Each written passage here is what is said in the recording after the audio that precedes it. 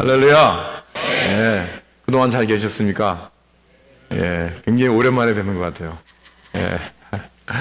예, 하여튼 여러분들의 기도 덕분에 우리 14명의 선교팀 모든 사역 잘 마치고 건강히 무사히 잘 돌아왔습니다. 하나님께 영광의 박수 돌려드립니다. 우리 한번 영광의 박수. 예, 감사합니다. 예. 예, 정말 모든 사역들 정말 우리가 여러분들의 기대보다 훨씬 더 파워풀하게 잘 감당하셨습니다. 그래서 너무나 감사드리고요. 정말 매 순간순간마다 하나님의 역사가 일어났는데 이것은 참 여러분들의 기도 덕분이라고 생각합니다. 그래서 여러분들 참 저희들 쉬지 않고 매일같이 이렇게 기도해 주시고 또 정말 우리 격려해 주시고 그러한 덕분이라고 저는 믿습니다. 그래서 대단히 감사드리고 또 정말 우리 14분들 거기서 우리가 따져보니까 우리 에버리지 에이지가 한 66세가 넘더라고요. 예.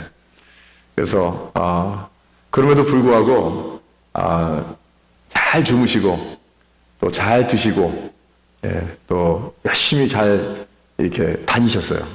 다닐 때도 굉장히 많았는데 다 다니시고 정말 어떻게 보면 젊은 사람들보다 훨씬 더 그냥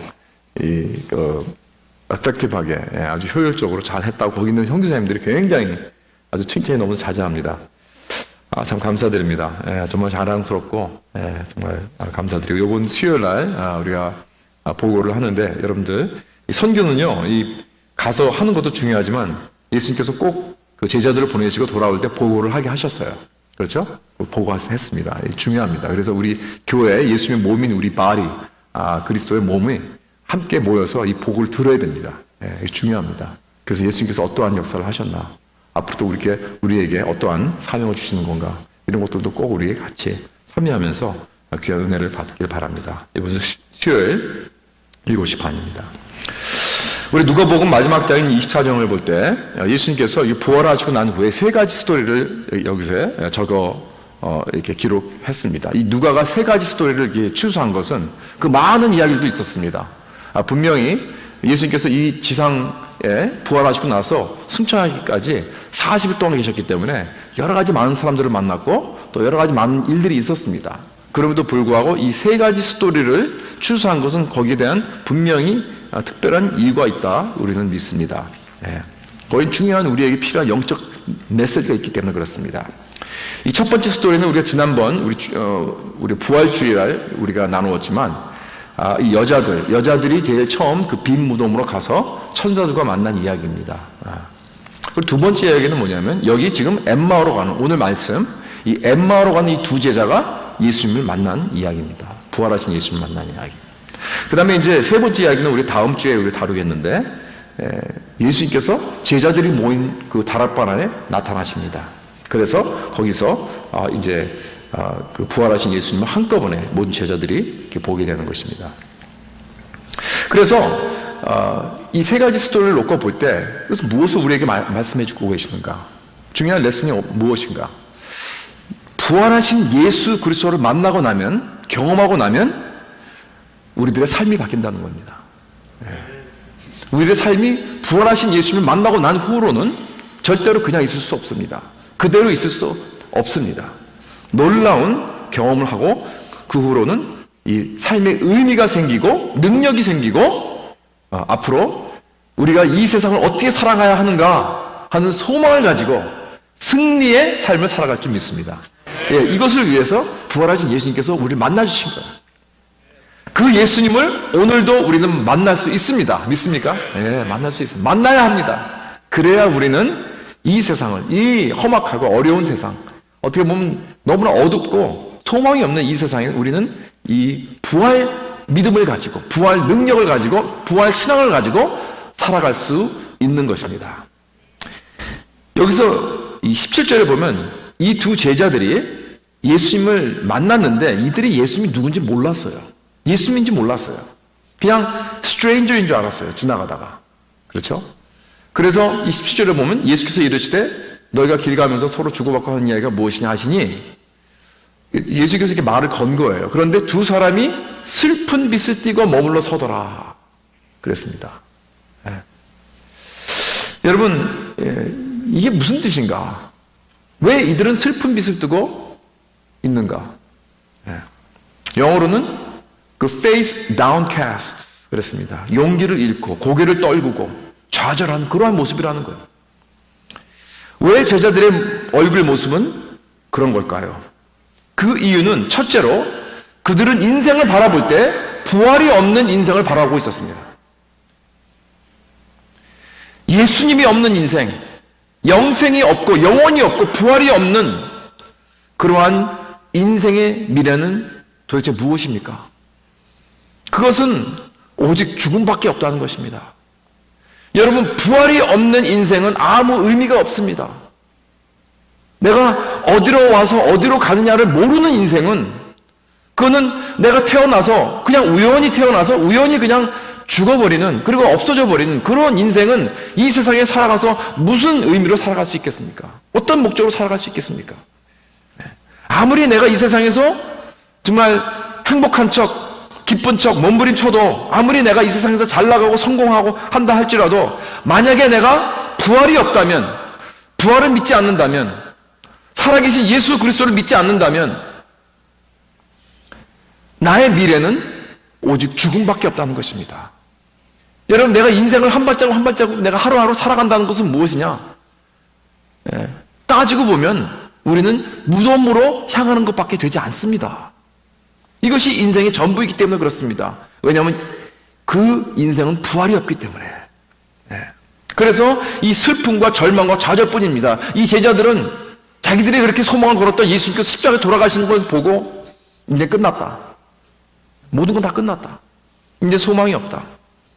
그러니 제자들은 슬픈 기색을 보일 수밖에 없는 것입니다. 여러분, 이 문제가 바로 오늘날 모든 인간의 문제입니다. 우리들의 모습입니다. 내가 하나님이 없다고 믿으면, 그리고 내가 나의 존재가 무엇인가 하는 것을 내가 모른다면 인생이란 아무런 의미가 없다는 것입니다. 여러분, 한번 생각해 봅시다. 여러분의 자녀들이 학교에서 이 과학을 배울 때 무엇을 배우는지 아십니까? 생물을 배울 때 진화론을 배웁니다. 창조론을 배우지 않습니다. 절대로. 진화론을 배웁니다. 이 진화론을 배운다는 뭐지? 진화론이란 무엇인가? 인생은 그냥 이렇게 우연히 찬스로 인해서 이 생물이 발전되어서 데벨롭되어서 오늘날 이런 아주 하일리 데벨롭된 발전된 그러한 이 생물체가 되어서 우리는 이렇게 살고 있다. 그렇게 가르치고 있습니다. 그리고 우리가 죽어버리면 그냥 썩어져서 땅으로 그냥 들어가는 거예요. 부활도 없고 영혼도 없습니다. 하나님도 없습니다. 그래서 인간은 동물들과 전혀 다름이 없는 그러한 존재라는 그것입니다. 그러니까 여러분 생각해 보세요. 인간이 그러한 전혀 어떤 우연히 찬스로 인해서 생겨난 그러한 생물체라면 무슨 가치가 있겠습니까? 이 세상에.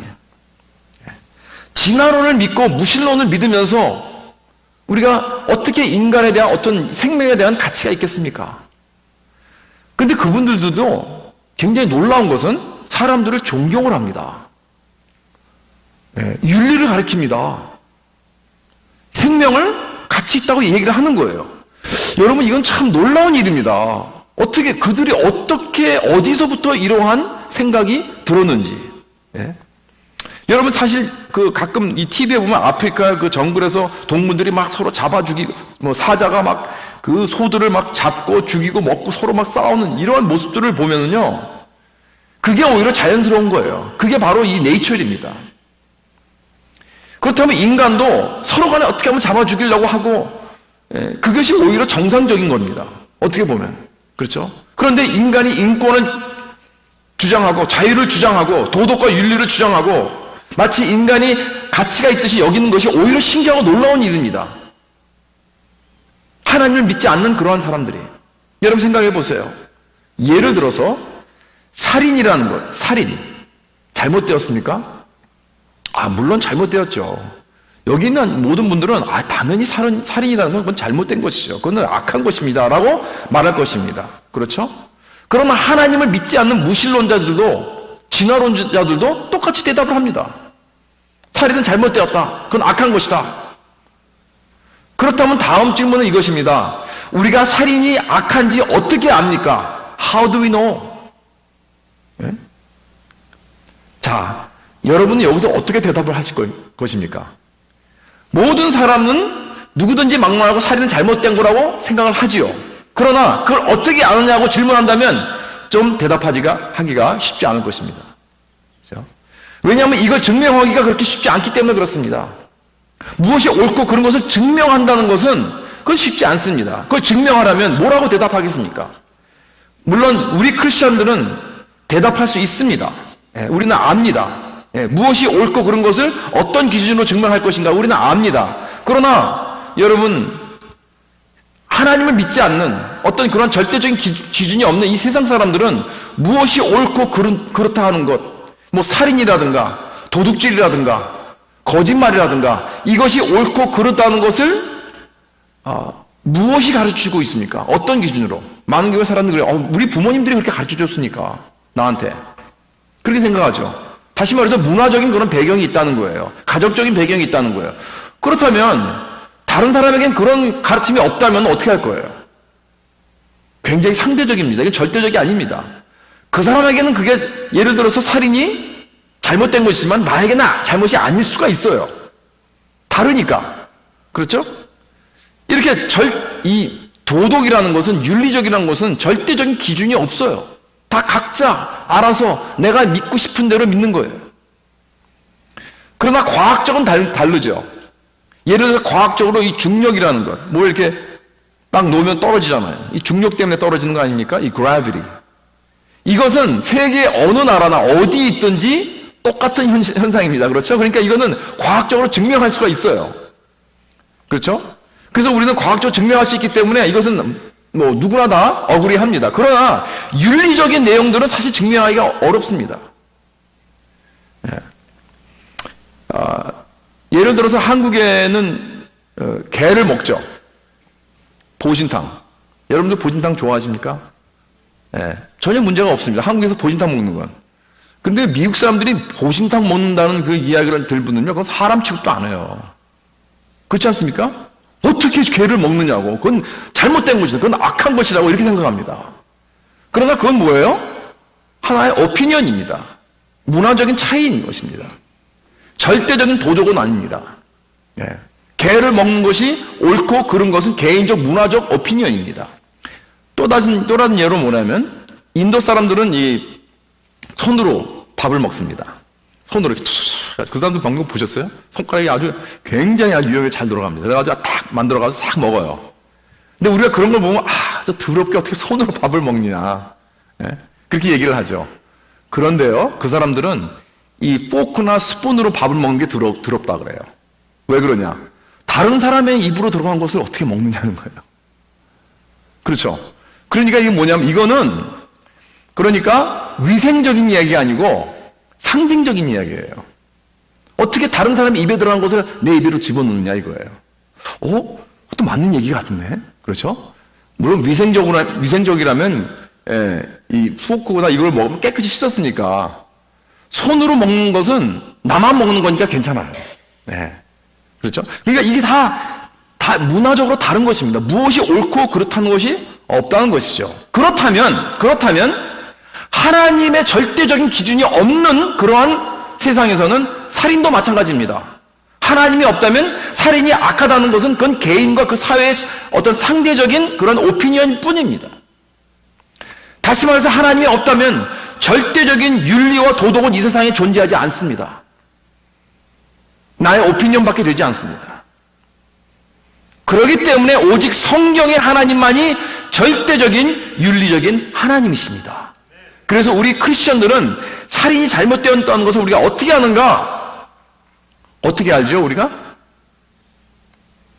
살인이 잘못된 걸 어떻게 합니까? 우리는 성경에서 하나님께서 십계명에서 말씀하셨으니까, 살인하지 말라 그랬으니까. 그렇죠? 그리고 하나님은 그 이유를 대지 않습니다. 설명해 주지 않으세요.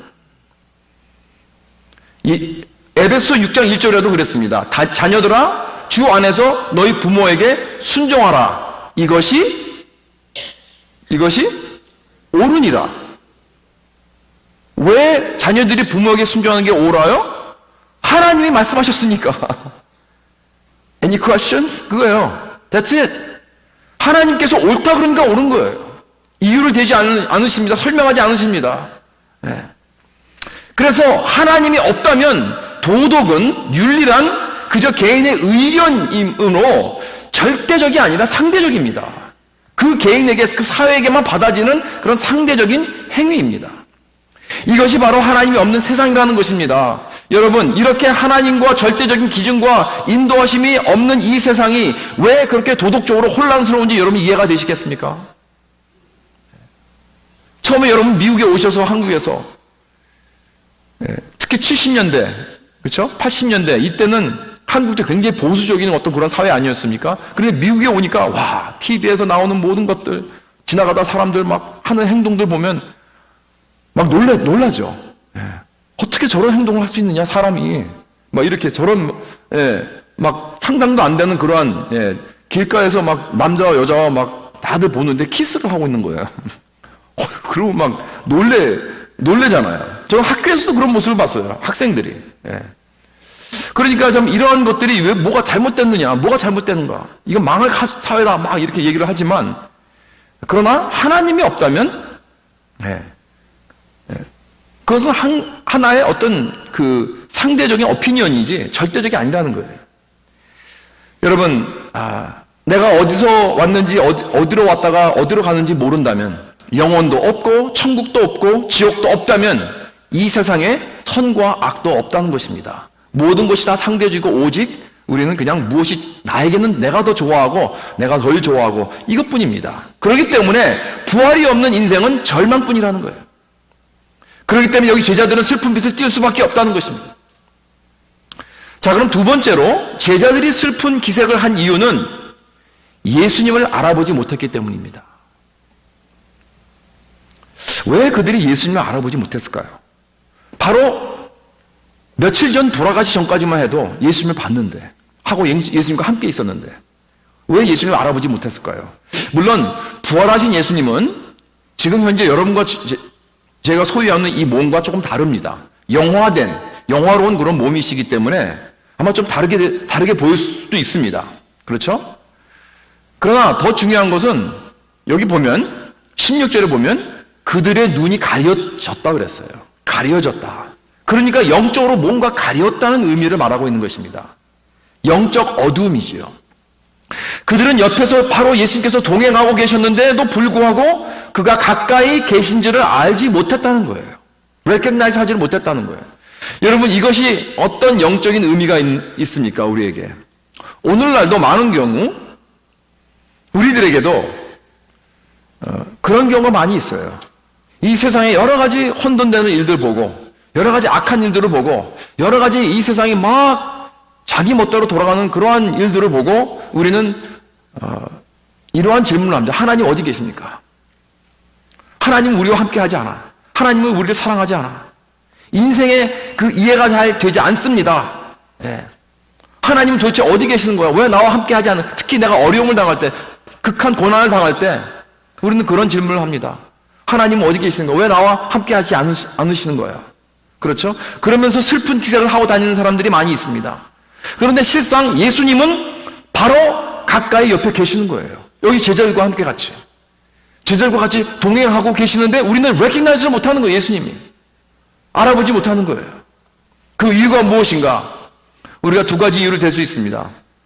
첫째로 그 이유는 예수님은 정말 지극히 평범한 사람으로 오셨기 때문입니다. 너무나 평범한 분으로 오셨습니다. 예수님께서 우리에게 다가오실 때 뭐 이렇게 휘황찬란하게 무슨 빛을 뿜어내면서 이렇게 다가오지 않는다는 거예요. 마치 옛날 그 성화를 볼 때 예수님의 얼굴을 그리면 뒤에 막 비치죠, 이렇게. 그런 빛으로 우리에게 다가오지 않는다는 거예요, 예수님.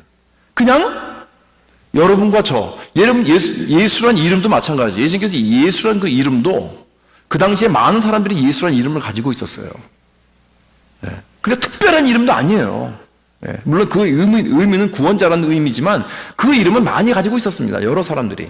뭐 요나 같으면 뭐 철수, 동수 뭐 이런 이름 있잖아요.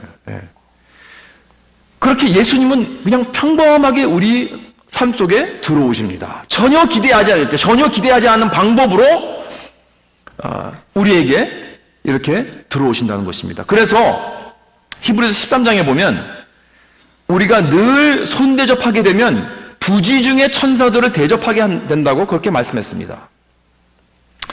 마찬가지로 예수님도 이렇게 사람들이 알아보지 못하게 아주 일반적으로 찾아오시는데, 예를 들어서 마태복음 25장에도 그 양과 염소의 비유에서 예수님께서 그러셨잖아요.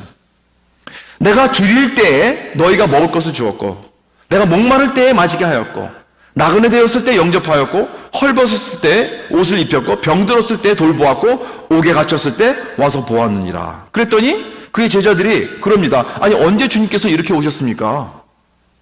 예수님의 대답이 뭐예요? 내가 진실로 너에게 이르노니 너희가 여기 내 형제 중에 지극히 작은 자 하나에게 한 것이 곧 내게 한 것이라. 네. 그러니까 예수님은 우리가 전혀 기대하지 않을 때, 전혀 기대하지 않은 그런 평범한 방법으로 우리를 찾아오십니다. 그리고 우리를 기다리십니다. 우리를 만나기 원하십니다. 여기 마치 엠마오로 가는 이 두 제자들에게 슬그머니 같이 동행하면서 평인으로서 그러면서 찾아오듯이, 만약에 여러분이 어디 버스 타고 가면은 여러분 옆자리에 앉은 그 사람이 그냥 평범한 사람으로 다가올 수 있는 것입니다. 우연히, 그냥 우연히 앉아있는 사람이 바로 예수님이 될 수가 있습니다. 평범한 이웃이 예수님이 될 수가 있습니다. 여러분, 우리가 지난주에 이제 터키 선교가고 나서 주일날 없었으니까 그 유성국 목사님께서 오셔서 이렇게 말씀 전해 주셨죠. 은혜 많이 받으셨습니까? 할렐루야. 그분이 어저께 저녁에 이제 이렇게 그분의 그 기도 후원자들 카톡방에다가 이렇게 띄운 글이 있어요. 그 간증입니다, 간증. 제가 한번 읽어드리겠습니다. 하나님을 위해 산다는 것은 나를 위한 삶이 아닌 하나님의 소원인 영혼 구원을 사는 삶입니다. 저희는 세르토스로 이사가서 현재 집에 산 지 11년째가 되는 것 같아요. 이사가는 첫날 옆집에 혼자 사는 백인 할머니가 화가 나서 아침 일찍이 저에게 따지러 왔어요. 저희 집 앞에 흰색 차를 보고 달려온 것입니다. 아침에 쓰레기차가 와서 쓰레기를 가져가야 하는데 저희 차를 거기에다 세워놓으면 안 된다는 거예요. 그래서 제가 웃으면서 인사를 하였어요. Hi, my name is Sam. 그분 이름도 Sam이더라고요. I'm your new neighbor. I'm so glad to see you. 이렇게 굉장히 화가 나는 할머니한테 아주 다정스럽게 이렇게 인사를 했습니다. 그러면서 Can you please tell me your name? 그랬더니 그 화가 난 상태에서 그 할머니가 My name is Anne. I'm so glad to meet you. 이랬다는 거예요. Oh, by the way, that car is not mine. I don't know whose that is. 그랬어요. Oh, is that your car? 그러니까 이 할머니가 막 화를 내고 하는 거 보면서 이분이 예수님을 믿는 분이 아니구나. 그다음부터는 이 할머니를 아주 정성스럽게 섬겼어요. 철 따라 모든 과일을 가져다 드렸어요. 우리 집에서 갈비를 구우면 갈비를 가져다 드렸어요. 과자도 가져다 드렸어요. 또 우리 아이들과 함께 카고 시도해 드렸어요. 작년에 병원에 계셔서 꽃 사들고 방문하여 기도해 드렸어요. 몇 년을 이렇게 섬겼더니 저를 너무나 좋아해요. 하루는 제가 할머니에게 물어봤어요. 할머니, 오늘 돌아가시면 천국 가실 확신이 있어요? Is there heaven? 그렇게 묻는다는 거예요. Yes. 제가 전도지를 가지고 예수님의 복음을 전하였어요. 그리고 예수님 영접 기도를 했어요. 가끔 제가 물어봐요. If you're able to die today, where would you go? 오늘 할머니가 당장 죽는다면 어디로 가겠습니까? 그랬더니 할머니가 Heaven. 지난번에는 저에게 이렇게 물어봐요. Can you be my neighbor in heaven? 천국에서도 내 이웃이 되실 수 있어요? 쌤이? Yes, of course. 그렇게 대답했답니다. 요즘은 나무에서 잎사귀들이 많이 떨어져서 스트릿이 얼마나 지저분한지 몰라요. 제가 지난주에도 이번 주에도 열심히 할머니 스트릿을 청소해주고 있어요. 이 할머니가 천국 가게 되어서 저는 너무나 기뻐요. 하물며 하늘에 계신 하나님은 얼마나 기쁘시겠어요. 여러분, 우리 시간을 허비하지 맙시다. 한 영혼을 구하는데 우리의 삶을 하나님께 드리도록 합시다. 할렐루야. 그렇게 미인하게 다가오는 할머니 한번 확 나도 화내고 한번 틀어지고 서로 영영이 말 안 할 수도 있어요. 그러나 이렇게 예수님의 모습으로 다가갈 때 여러분, 그 할머니는요 바로 그 이웃의 그 유 목사님이 예수님입니다. 그 할머니에게. 그렇죠. 참, 이렇게 우리는 어떤 내 삶의 큰 기적으로 예수님께서 다가오시는 게 아닙니다. 우리는 항상 그렇게 생각을 해요. 여러분 삶 속에 가장 큰 기적이 무엇이라고 생각하십니까? 저는 이렇게 생각합니다. 내 삶 속에 가장 큰 기적은 나 같은 죄인이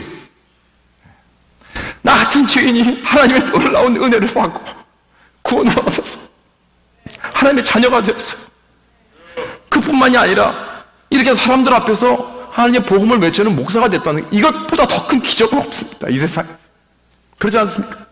여러분, 그 할머니가 평생 예수를 믿지 않고 예수를 모르고 살아가다가 이렇게 마지막에 옆에 다가온 이 이웃을 통해서 예수를 믿어 천국에 가게 된, 여러분, 이게 기적이 아닙니까? 여러분, 이렇게 예수님은 우리에게 다가옵게, 잔잔히 부드럽게 다가오시는 분이시라는 것입니다. 여러분, 물론 예수님께서 기적을 행하실 수도 있습니다. 놀랍게 무슨 환상으로 나타나실 수도 있습니다. 지금 중동에 가면요, 그런 일들이 많이 일어나고 있다고 합니다. 많은 그 이슬람권에 있는 그런 사람들이 전혀 거기는 성경도 없고 교회도 없고 아무것도 없습니다. 그런데 예수님께서 환상에서 나타나셨다는 거예요. 예수님께서 음성을 들려주셨다는 것입니다. 그래서 예수를 믿게 된 사람들이 종종 있는데, 여러분, 그런 것들은 100이면 몇 명 안 됩니다. 우리는 그런데 항상 이런 드라마틱한 그런 간증을 듣고 싶어 합니다. 그래서 그런 사람들은 늘 간증을 시킵니다. 그러나 90% 이상은 그러한 찬란한 기적을 통해서 예수를 믿지 않았습니다. 여러분도 한번 보십시오. 어떻게 여러분들은 예수를 믿게 되었습니까? 여기 엠마오로 가는 두 제자들의 삶 속에 예수님은 이미 함께 하셨습니다. 그리고 예수님은 그들과 함께 걸으시면서 마음에 뜨거운 불을 붙이셨다는 거예요. 그리고 성경을 천천히 가르치십니다. 그리고 예수님께서 이제 떠나라고 하니까 그들은 예수님을 붙잡습니다. 같이 우리와 함께 거하자고, 함께 하자고, 오늘 저녁 같이 하자고, 같이 자자고. 예. 그러니까 누군지 모르지만 이렇게 뭔가 끌리는 거예요.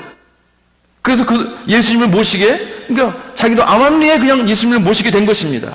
이렇게 잔잔한 바람같이 예수님은 우리를 살짝 이끌고, 살짝 밀고, 살짝 흔들고, 그래서 이들은 예수님 앞으로 이렇게 돌아와서 예수님을 만나게 되는, 예. 그러게 난 다음에 예수님께서 집으로 들어오시니까 그제서야 영안이 열리게 되는 것입니다. 예수님이 언제 찾아오신도 모르고 믿고 나서야 깨닫게 되는 경우가 우리의 대부분입니다. 아주 정상적으로 평범하게 여러분 지금 삶 속에 예수님께서 분명히 동행하고 계신 줄 우리는 믿습니다. 어떤 방법으로요? 다 다릅니다. 우리 모릅니다. 어떤 경우에는 어떤 사람을 통해서, 어떤 경우에는 어떤 큰 문제를 통해서 예수님께서 여러분 삶 속에 역사하고 계십니다. 동행하고 계십니다. 이끌고 계십니다. 바로 그게 우리 예수님인 줄 믿으시기 바랍니다. 18세기의 그 신학사 존 던이 이런 예를 들은 적이 있습니다. 스페인에서 대서양을 거쳐서 남미 이 브라질로 거의 도착한 이 스페인 세일러들이 이 배가 거친 항해를 통해서 이제 식량도 다 떨어지고 물도 먹을 물도 다 떨어져서 이제 막 목말라서 죽고 있습니다. 그런데 놀라운 것은 그들이 떠 있는 그곳은 이 아마존 이 강과 대서양이 만나는 상류입니다. 그러니까 그거는 너무나 그 지역이 너무나 크기 때문에 바다같이 넓기 때문에 그들은 지금 바다에 떠 있는 줄 알았는데 바로 이 프레쉬 워터에 떠 있는 거예요. 이 강물에 떠 있는 거예요. 그러니까 지금 그들은 그냥 바다 그 자기 배 밑에서 물을 그냥 떠다 먹으면 그냥 살 수 있는 거예요. 그런데 아직까지도 그거는 소금물인 줄 알고 바닷물인 줄 알고 그 배 안에서 사람들이 목말라 죽어가고 있었다는 것입니다. 사랑하는 성도 여러분, 주님은 우리 삶 속에 이렇게 늘 은혜가 넘치도록 살아 역사하고 계신 줄 믿으시기 바랍니다. 여러분과 저를 늘 잔잔한 물가로 푸른 초장으로 인도하고 계십니다. 예수님은 그렇게 스펙타큘러하게 일하실 때도 있지만 대부분 이렇게 잔잔하게 평범하게 우리 삶 속에서 일하십니다. 우리의 영혼을 뜨고 주님이 우리와 함께 하실 수 있도록, 그리고 함께 하신 걸 우리가 볼 수 있도록 우리는 늘 우리의 영적인 그러한 센시티브를 항상 뜨고 예수님을 볼 수 있기를 주 예수 그리스도로 축원합니다. 두 번째로 예수님께서 제자들이 예수님을 알아보지 못했던 이유는 바로 예수님이 이 죽으심으로 인해서 그들을 속량시킨다는 것을 몰랐다는 거예요. 여기 20절과 21절을 보세요. 우리 대제사장들과 관리들이 사형 판결에 넘겨주어 십자가에 못 박았느니라. 우리는 이 사람이 이스라엘을 속량할 자라고 바라노라 그랬습니다. 제자들은 바로 예수님께서 지금 이스라엘을 속량할 자, Redeemer of Israel. 그러니까 지금 이스라엘이 지금 이 로마 제국에 완전히 억눌려서 이 속박해 되어 있는 이 시츄에이션을 예수님께서 해방시키려고 오신 줄 알았다는 거예요. 속량할 줄 알았다는 거예요. 속량이라는 그 뜻, Redeemer라는 그 뜻은 어떤 노예에서 풀려나는 것입니다. 어떤 속박에서 풀려나는 그런 의미입니다. 근데 참 아이러니하죠? 예수님께서 십자가에서 돌아가셨다고 하면서 정말 한탄하는 거예요. 우리는 예수님께서 십자가에서 돌아가실 분이 아니라 우리의 이 이스라엘을 해방시켜 주실 분이라고 생각했는데 전혀 그런 게 아니라 오히려 십자가에 돌아가셨어요 하고 한탄하는 거예요. 우리는 잘 알죠. 우리는 그 답을 알죠. 예수 그리스도가 바로 십자가에서 돌아가셨기 때문에 우리를 속량시켜 주신 분이라는 것을. 그렇죠? 그런데 이 제자는 몰랐다는 거예요. 여러분, 우리는 지금 어떠한 무엇에 지금 속박되어 있는가? 지금 이 제자는 그가 생각하기에는 지금 우리가 가장 큰 이 속박이라는 것은 이 정치적 속박이라고 생각을 했어요. 우리가 로마 제국에서부터 해방이 되면 이제 모든 것이 다 잘 될 거야. 이렇게 생각한 것입니다. 어떤 사람은 경제적인 속박이 있습니다. 내가 이 경제적인 속박에서 내가 해방만 되면 이제 내 인생은 다 잘 될 거야. 이렇게 생각할 수 있습니다. 여러분은 어떠한 속박에 있다고 생각하십니까? 내가 이것에서만 내가 해방되면, 이것에서만 내가 속량되면 무엇이든지 다 잘 될 거야. 여러분, 정말 그럴까요?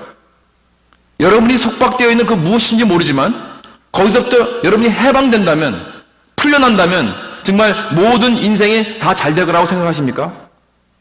우리가 지난 열흘 동안 이 터키의 이 선교지를 이렇게 밟으면서 한 가지, 그러니까 한 팀은 이 흑해, 또 다른 한 팀은 이 안디옥, 남쪽 그 시리아 경계 선에 가까이 있는 이 하타이라는 그 안디옥 지역에서 사역을 했습니다. 그런데 우리가 가는 지역마다 만나는 사람들은 이 난민들입니다. 교회마다 난민들이 많이 몰려옵니다. 이 난민들은 이 시리아에서 왔고요, 이란에서 왔고, 이라크에서 왔고, 아프가니스탄에서 왔습니다. 아프가니스탄에서.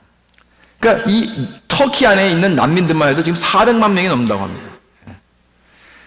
그래서 이 난민들은 거의 다 이 터키를 이제 곧 떠나서 이제 유럽이나 또는 카나다나 미국으로 오길 원했어요. 근데 미국은 이제 문이 닫혔죠. 못 오죠. 그래서 이들은 그냥 카나다나 혹시 갈 수 있을까? 그래서 몇몇 분들은 우리가 만났는데 앞으로 한 몇 개월만 있으면 카나다로 간다고 해요. 그래서 너무나 좋아하더라고요. 정말 너무나 정말 자기들은 럭키하다고 그렇게 생각을 하더라고요. 여러분, 그런데 이분들이 지금 생각할 때는 나는 이게 난민이라는 이 속박에서 풀려나기만 하면, 해방만 되면 내 삶은 모든 것이 이제 앞으로 잘 될 것이다. 그렇게 생각한 것입니다. 여러분 그렇게 생각하십니까? 그렇게 될 것 같습니다. 여러분들도 미국에 왜 오셨습니까? 어쩌면 한국에는 여러 가지 시츄에이션의 속박에서 해방되기 위해서, 좀 더 좋은 이런 경제적인 그러한 아포튜니티를 위해서, 아니면 자녀들의 교육을 위해서, 아니면 어떤 정치적인 어떤 이런 압박감에서부터 해방되기 위해서 오셨을 것입니다. 어떠한 이유인지 모르지만 미국에 오셨습니다. 그래서 이제는 좀 이렇게 자유로움을 가지고 해방되었습니까? 그런 삶을 살고 있습니까? 아닙니다. 한 곳에부터 내가 해방이 되면요, 또한 다른 곳에 속박이 되거든요. 여러 가지 많죠. 미국에 와서 여러분 정말 어떻게 보면 좀 답답하다 그런 말 많이 하잖아요. 이민 생활이 정말 답답하다. 뭐예요? 이게 무슨 뜻입니까? 이 속박이 되었다는 거 아닙니까? 저는 참 많은 경우에 우리들이 직장일 수도 있고요, 어떤 책임일 수도 있고, 어떤 육신의 병일 수도 있습니다. 어떤 관계일 수도 있습니다. 어떤 경제적인 상황, 뭐 패밀리, 빚더미, 이런 여러 가지가 우리를 좀 속박하고 있을 수 있습니다. 또 이제 은퇴하시는 분들 보면 이제 자식 키우는 일과 직장에서 그 속박에서 해방되었다 라고 생각했는데 다시 또 손주들을 키우시더라고. 이게 많은 경우. 그래서 그분들이 그래도 저는 뭐 손주가 없어 잘 모르겠지만 손주들은 올 때는 반갑고 갈 때는 더 반갑다 그래요. 예. 그래서 저는 이제 우리 자식들을 좀 멀리 살라고 떨어져 살라고 합니다. 예. 근데 이 나이가 들게 되면 이 몸도 이게 제대로 말이 안 들어요. 자꾸 몸이 약해지고 막 저도 이 허리가 안 좋아져가지고 터키 같은 데 참 놀라운 건 제가 허리가 좀 안 좋아서 많이 좀 일어날 때마다 굉장히 이게 힘든데 터키에 갔더니 아침에 일어날 때마다 전혀 허리가 아픔이 없어졌어요. 네. 근데 돌아올 때 다시 생겼어요. 참 하나님도 참 야속하세요. 예. 그때만 싹 상영해 주시고 어쨌든 그래서 이 거꾸로 매달아 다는 거 있죠, 왜 그거? 그거 지금 제가 하고 있거든요. 매일같이 거꾸로 매달아 다는 걸 제가 오피스에 갖다 놓고 지금 하고 있는데 저는 옛날에 그 나이 드신 분들 보면 저 이렇게 허리가 아파서 저걸 하고 있구나 하고 그러는데 제가 지금 그걸 하고 있더라고요. 그리고 보면서 야 정말 이렇게 이 몸 나이가 들어가면서 죄송합니다 여러 어르신들 앞에서 제가 뭐 이게 나이 든다는 얘기를 해가지고 근데 그러면서 점점 이 건강이나 이 몸의 속박이 오는 그런 느낌이 든다는 거예요. 제가 이게 드라이브도 한번 250야드 잘 나갔었는데 이제는 한 220도 안 나가는 것 같아요. 이게 참 모든 게 다 점점 이렇게 약해져요. 그런데 결국 우리는 나중에는 이 약놈이나 병원에 속박이 되는 것입니다. 우리는 끊임없이 이런 인생의 속박에서 해방되려고 노력을 하지만 우리는 한 속박에서 풀려나면 저기서 또 다른 속박에 또 들어가는 그러한 것이 바로 인생이다라고 해도 과언이 아닐 것입니다. 바로 글로바가 그랬습니다. 글로바는 몰랐습니다. 자기는 그저 이런 정치적인 속박에서 해방만 되면 될 것이라고 생각했는데 여러분 예수님은 그것을 위해서 오신 게 아니에요. 우리들은 더 깊고 더 시리어스하고 더 중대한 속박이 있습니다. 이런 정치적인 것이나 이런 경제적인 것이나 이런 육신적인 이런 속박이 아닙니다.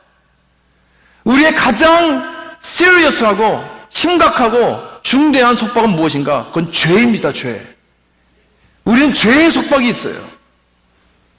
사랑하는 성도 여러분, 예수님은 우리를 뭐 어떤 이런 인생의 이런 속박에서 풀어주시려고 온 게 아닙니다. 죄의 문제에서, 죄의 노예에서부터 속박시켜 주시려고 예수님께서는 오신 것입니다. 우리들의 문제는 환경이 바뀌는 게 아닙니다. 우리의 마음이 바뀌어야 됩니다. 내 속박의 가장 큰 문제는 이 죄악에 물들은 마음입니다. 내 환경이 있지 않습니다. 그래서 내 환경보다 더 중요한 것이 예수님인 것을 믿으시기 바랍니다. 여러분 이거 모르면요 난 아직까지도 이 속박에서 이 죄의 속박에서 해방되지 못했다는 것입니다. 사랑하는 성도 여러분, 여러분은 어떠한 마음으로 하나님께 나아오고 계십니까? 그저 고난을 받는 자로서 이 고난의 환경에서 해방되기 위해서 교회를 나오십니까? 내 마음의 평온을 찾기 위해서 나오십니까? 내 인생에 어떤 도움을 받기 위해서 이 교회에 나오십니까? 그렇다면 여러분은 그저 예수님에게 도움을 받기 위해서 온 것입니다. 그렇다면 십자가에서 죽어가는 예수님을 보고 이해하지 못할 것입니다. 왜 십자가에서 달려 돌아가시느냐? 내려와서 우리를 도와주셔야지. 그 능력을 가지고 힘을 가지고 우리를 도와주셔야지. 왜 십자가에서 돌아가셔야 하느냐 이거예요. 그걸 이해를 못합니다. 이 글로바 제자같이 이해를 못합니다. 그러나 여러분, 예수님은 십자가에서 돌아가셔야만 우리에게 가장 이 큰 문제인 죄에서 우리는 이 속박에서 속량을 받을 수 있다는 것입니다. 그래서 여기 21절에 그 말한 것입니다. 우리는 이 사람이 이스라엘을 속량할 자라고 바라노라. 그런데 십자가에서 못 박혀 죽었잖아. 이게 어떻게 된 일이야? 도저히 이해를 못하는 거예요. 사랑하는 성도 여러분, 예수님은요 여러분들 삶을 좀 더 이렇게 발전시켜 주려고 오신 게 아닙니다. 여러분들을 좀 고쳐주려고 오신 게 아닙니다. 예수님은 우리의 마음을 완전히 바꿔주시려고 오신 것입니다. 죄에서 구원하시려고 오신 것입니다. 새 사람을 주시러 오신 것입니다. 왜냐하면 우리의 컨디션으로는 환경이 바뀌어져 갖고는 안 돼요. 그거 절대로 불가능합니다. inside eye, 완전히 이 내부적으로부터 새 마음, 새 영이 필요하다는 것입니다. 내 마음이 십자가의 보혈로 깨끗이 씻김을 받지 않고서는 나는 하나님 앞에 나올 수 없습니다. 우리는 죄에서부터 속량이 필요합니다. 이 죄에서부터 먼저 속량을 받는 저 여러분 되시길 주님의 이름으로 축원합니다. 마지막으로 부활하신 예수님 만나려면 우리는 성경으로 돌아가야 합니다. 그래서 예수님은 제자들에게 성경을 풀어주십니다. 직접 말씀해 주실 수 있는데 성경으로 설명해 주세요. 그렇죠? 27절에 보니까 이에 모세와 모든 선지의 글로 시작하여 모든 성경에 쓴 바 자기에 관한 것을 자세히 설명하시니라. 여러분, 모든 성경은 누구에 관한 것이라고 했어요? 예수 그리스도에 관한 것입니다. 성경은 예수 그리스도에 관한 것이기 때문에 그리스도 중심으로 읽어야 됩니다. 나 중심으로 읽으면 안 됩니다. 우리가 구약의 모든 인물들을 공부할 때 우리가 꼭 기억해야 될 것은 그들의 이야기를 통해서 직접 우리에게로 넘어오면 안 됩니다. 이건 마치 무슨 어떤 우화나 동화 같은 그러한 이야기를 읽는 거나 마찬가지. 그렇게 읽으면 그건 도덕적인 이야기밖에 되지 않습니다. 여러분들 예전에 다윗과 골리앗의 그 스토리의 이야기를 들었을 때 초점이 무엇이었습니까? 어떻게 배웠습니까, 여러분? 많은 경우 특히 어렸을 때 힘이 적은 자가, 불리한 자가 하나님의 도우심으로 또는 담대함으로 큰 적을 물리칠 수 있다, 이거죠. 내 안에 있는 거인들, 하나님과 내 사이에 가로막고 있는 큰 적을 내가 넘어뜨릴 수 있다, 이거죠. 그러나 사실 다윗과 골리앗의 이야기는 그런 것에 대한 게 아니에요. 이건 예수님에 대한 것입니다. 하나님이 사무엘에게 사람을 외모로 취하지 말라고 하셨죠? 그럼 영적 레슨으로 뭡니까? 외모로 취하지 말고 그 사람의 성격을 보라는 것입니까? 그것이 메인 포인트가 아니라는 것입니다. 우리가 말씀을 읽을 때 우선 제일 처음 이것은 예수님에 관한 것이라는 것을 전제로 해야 됩니다. 그러니까 이 말씀을 보고 내가 무엇을 해야 하는가가 초점이 아니고 하나님께서 예수님을 통해서 무엇을 하셨는가, 이것이 초점이 되어야 합니다. 아멘. 그러니까 성경에 나오는 모든 인물들과 나와 직접적인 연결을 시키게 되면 그냥 도덕적인 레슨밖에 되지 않아요. 뭐 그것이 나쁘다는 것은 아니지만 그러나 그것은 복음은 아닙니다. 성경의 모든 이야기와 인물들은 다 누구를 가리키고 있습니까? 예수 그리스도를 가리키고 있습니다. 그래서 먼저 예수님에게 포인트를 해야 하고 예수님과 연결을 시켜야 합니다. 십자가와 그 보혈과 그 놀라운 능력과 부활을 연결시켜야 됩니다. 그러고 나서 때 예수님께서 살아 역사하신 예수님을 우리는 만날 수 있는 것입니다. 사랑하는 성도 여러분, 부활한 예수를 만나고 나면 나는 완전히 라디컬하게 변할 수밖에 없습니다. 이게 성경을 통하여 또 가까이 계신 내 상황을 통하여, 예수님 상황을 통하여 이 부활의 예수님을 만날 때 이 세상에 소망이 있고 미래가 있는 것입니다. 그분은 오늘도 우리와 함께 늘 동행하십니다. 우리의 영적인 눈을 뜨고 볼 때 잔잔하게 부드럽게 아주 평범하게 우리와 함께 하셔서 우리를 하나님께로 인도하고 이끌고 계십니다. 또 살아계신 예수님은 이 쓰여진 이 말씀에서 살아 역사하십니다. 그래서 우리가 말씀을 들어갈 때 예수님을 바라보고 예수님을 통해서 우리가 듣고 인택할 때 우리는 여기서 예수님을 직접 인격적으로 만나게 되는 것입니다. 그래서 우리 안에 이미 옆에서 동행하시고 있는 예수님을 우리는 만나야 합니다. 사랑하는 성도 여러분, 예수님은 우리를 속량하러 오셨습니다. 죄로 속박된 우리들을 완전히 그 십자가의 보혈로 완전히 풀어주시고 부활의 삶을 살게 해주시는 분입니다. 부활의 예수님을 만나고 나면 우리는 어떤 상황에도 소망을 가질 수 있습니다.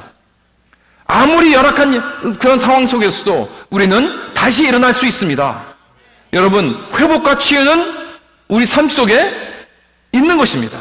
오직 예수님만 우리는 나눠야 됩니다. 잃었던 것도 다시 찾을 수 있습니다. 죽었던 것도 다시 일어날 수 있습니다. 오직 예수만 자랑합시다. 예수만 높이십시다. 부활 예수를 통해서 내 삶이 변화받고 치유받는, 그래서 우리는 늘 승리하는 이 삶을 사는 저와 여러분 되시길 주님의 이름으로 축원합니다.